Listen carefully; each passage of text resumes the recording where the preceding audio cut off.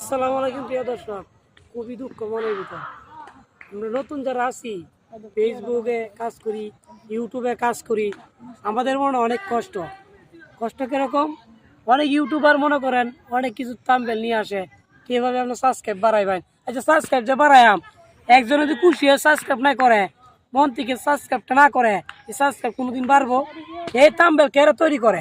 আবার ফেসবুকে কিছু হয়, আমি তো 50,000-এর পরিবার লইছি, আমার একটা লাইক করুন, একটা ফলো দেন, আমি 50,000 লিয়ে আমরা পাই যাই গিয়ে ফলোয়ার বাড়াই দেয়। আচ্ছা কোন তো এইগুলা বুকাস কথাবার্তা নিয়ে কেন আসে তারা?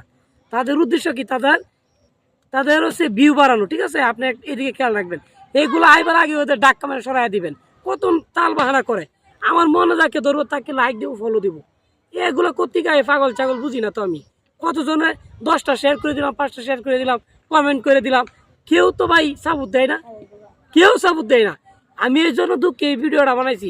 অযথাই কথা বলে আমি 30,000 পরিবার লইয়া, 50,000 পরিবার লইয়া আমরা পাশে আছি, কেউ থাকে না ভাই। এগুলো সব প্রকাশ কথা। ঠিক আছে, আমার তো নতুন যারা আছেন সবাই নতুন নতুন একটা সবাই লাইক দিবেন। আমি বলবো না আমাকে শেয়ার করেন, ফলো করেন, আমি আপনাদেরকে রিটার্ন করবো। এটা আমার সামনে যে আসবে তাকেই ফলো করবো, তাকেই লাইক দেবো, এটাই আমার কথা।